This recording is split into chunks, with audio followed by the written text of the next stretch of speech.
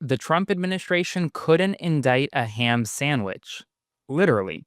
Today, a federal grand jury rejected the Trump administration's attempt to indict a former Department of Justice official who famously threw a Subway sandwich, a salami ham sandwich, at a police officer in protest of the deployment of the National Guard and the federal takeover of Washington, D.C.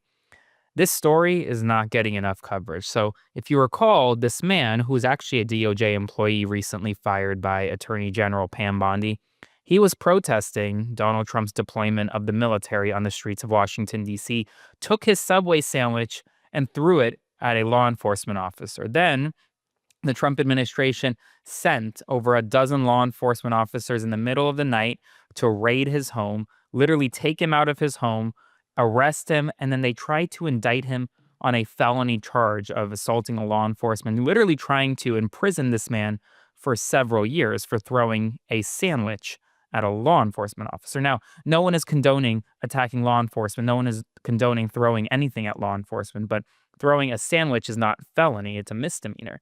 And so, well, they put it in front of a grand jury of DC residents, and DC residents said, "Are you kidding me? Absolutely not." They denied the Trump administration their indictment. Now, prosecutors and those in the legal field often say that prosecutors can indict a ham sandwich. That quote is famous because it's so easy to secure an indictment.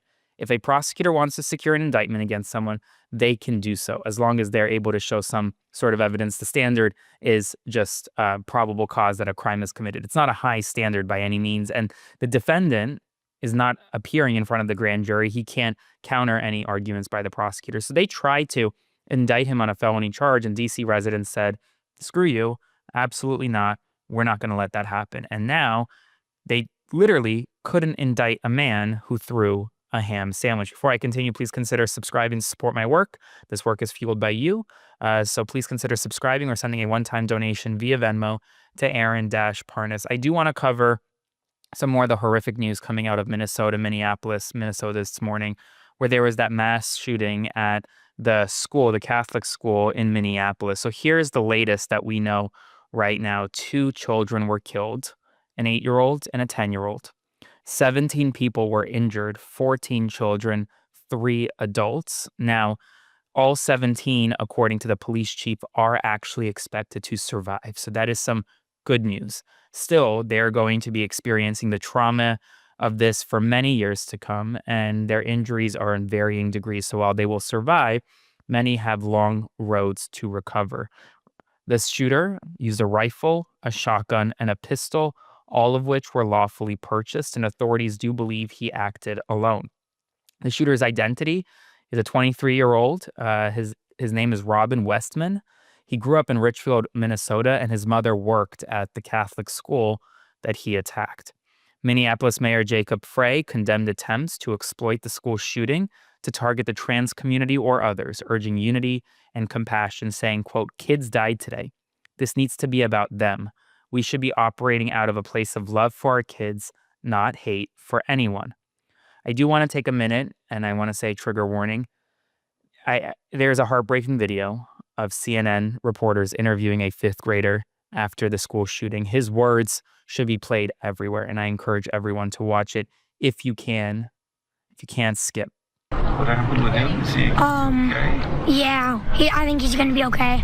And then my friend, he was like laying on top of me, like making sure I was safe, and he got hit. So that was really brave of him. And you have a neck on your neck? Yeah, that was, I don't even know what it's from. Kind of looks like debris or something. But that came from during this? Yeah. How are you feeling? You seem pretty put together here, but it's got to be tough. Yeah, I'm just like confused. Meanwhile, the FBI is investigating the shooting as an act of domestic terrorism and a hate crime targeting Catholics. Law enforcement is actively reviewing a manifesto the shooter intended to post on YouTube, described as containing disturbing writings. The content has been taken down with FBI assistance, and President Donald Trump has ordered all American flags across the country to be flown at half-mast until the end of the month, until August 31st, in honor of the victims. In other news, Florida's Alligator Alcatraz detention facility is officially being vacated in compliance with a federal court order to shut it down, despite Ron DeSantis' appeal in the court system. Hundreds of detainees have already been transferred, and officials expect that the facility will completely be empty in the coming days. Lawsuits work. And as a result, Alligator Alcatraz, which is a detention facility with significant human rights abuses that was opened specifically just to be cruel to undocumented migrants, well, it's been shut down. The Trump administration announced plans for the Transportation Department to reclaim management of Washington, D.C.'s Union Station from Amtrak, citing crime, disrepair, and homelessness. Meanwhile, Susan Collins was repeatedly heckled with chants of shame during a routine ribbon-cutting ceremony in Searsport, Maine. A Quinnipiac poll found that 67% of voters disapprove of the Trump administration's handling of the Epstein files, while only 19% approve. 73% say the Justice Department has not been transparent in managing the investigation. The FDA has approved updated COVID-19 vaccines, but restricted eligibility to people 65 years of age or older, with younger individuals only allowed if they have underlying health conditions. RFK Jr.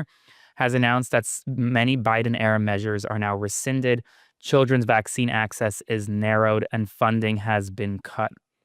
MSF, which is a local nonprofit group on the ground in Gaza, reported that nearly 1/3 of outpatients treated for wounds in Gaza hospitals in 2024 were children under the age of 15, with over 90,000 consultations recorded. Many injuries were suffered as a result of bombings, shellings, and shootings amid Israel's offensive that has now killed 62,000 people, many women, many children. Meanwhile, the hospital continues to face critical shortages of supplies, food rationing, and worsening conditions. Tens of thousands of Israelis staged a day of disruption with nationwide protests demanding that Netanyahu agree to a ceasefire and cancel plans for a Gaza City offensive. Relatives of hostages led rallies in Tel Aviv, while mediators await Israel's response to a deal that already has been accepted by Hamas. And Netanyahu is facing pressure from both far-right coalition partners and families accusing him of prolonging the war for political gain. Meanwhile, today we learned that a U.S.-led coalition of agencies and 12 allied governments revealed that 3 private Chinese companies, aided by Beijing's Ministry of State Security in the sweeping hacking campaign Salt Typhoon, which breached global telecoms, including AT&T and Verizon, accessed texts and calls from millions, including both the Trump and Harris campaigns, and infiltrated over 200 companies in 80 countries, giving China the ability to spy on communications and track movements worldwide. That's all the news right now. On a personal note, thank you for your support. Thank you for giving me this platform. I promise you I will be back in the morning with more. Stay tuned and subscribe to support.